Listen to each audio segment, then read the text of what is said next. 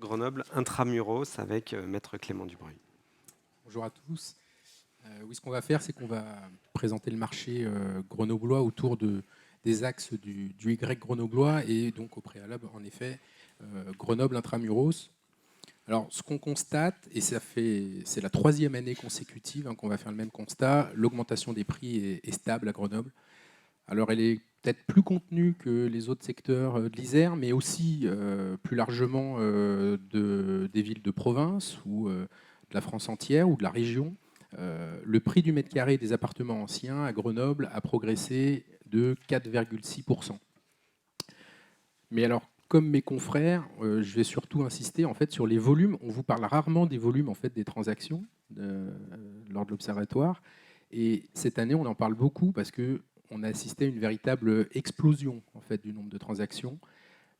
Je vous donne des chiffres. Donc là, c'est Grenoble Intramuros. En 2021, on a régularisé dans nos études à Grenoble 2800, j'arrondis mes chiffres, ventes immobilières.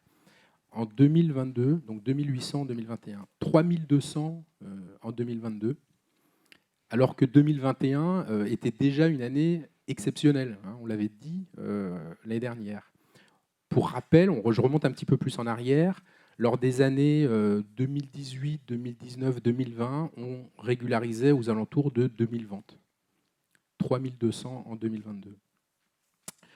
Alors pour parler plus des chiffres, les quartiers les plus chers ont fait le même constat que les années précédentes. Donc c'est le trio de tête Europol, l'île verte, puis l'hypercentre, même si Europol, c'est un petit marché dans l'ancien et du coup, c'est des statistiques un petit peu plus faibles, disons.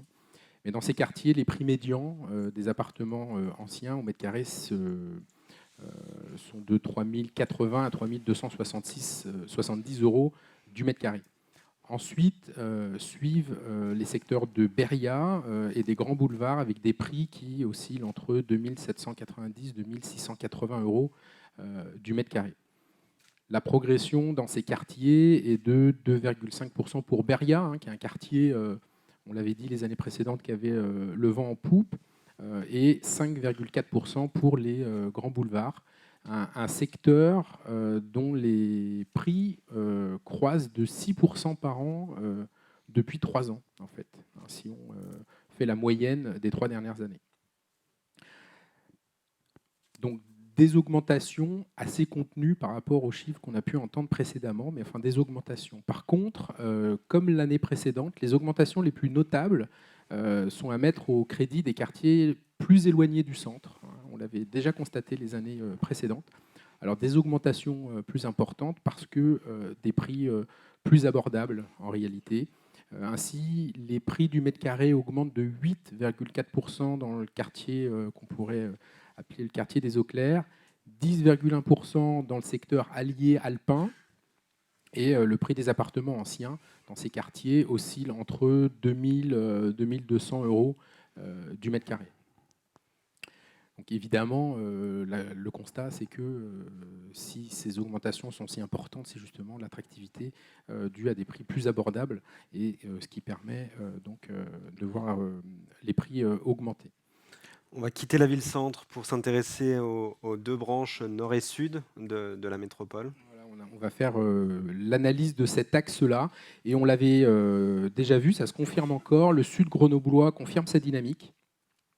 À Vars et Vif, par exemple, on voit le prix des appartements progresser de 8,2 à 10,6%. Donc c'est une progression forte. Les maisons y augmentent plus faiblement. Les prix augmentent de 5,4 et 3,6% dans ces secteurs. Sur l'autre rive du Drac, à Échirolles, les prix des appartements croissent de 5,4%. Ce n'était pas forcément le cas les dernières années. Et les maisons y augmentent de 3,4%. Et ce qu'on constate, c'est que plus on va remonter au nord, à partir de ces villes-là, et plus l'augmentation va faiblir. À Pont-de-Claix, à mon avis, on peut parler plutôt de stagnation, plus 0,9% d'augmentation des prix des appartements. À Fontaine, une augmentation de 4,4% et les maisons 1%. Encore plus au nord, Sassenage, les appartements augmentent de 2,8% et les maisons même réduisent leur prix réduit de 2,2%. Et en réalité, si on peut faire ce constat d'une augmentation plus faible au fur et à mesure qu'on remonte au nord, il y a quand même des exceptions, et notamment Cessin, Cessinais. Alors Cessinais, les appartements progressent de 9,3%, les prix de ces appartements dans l'ancien augmentent de 9,3%, et les maisons 18,3%.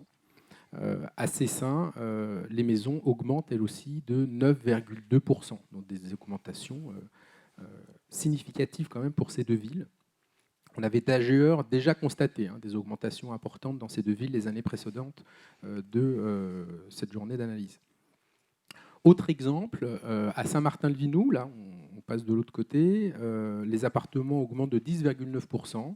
À Saint-Égrève, les appartements augmentent de 10,7% également, et les maisons de 13,3%.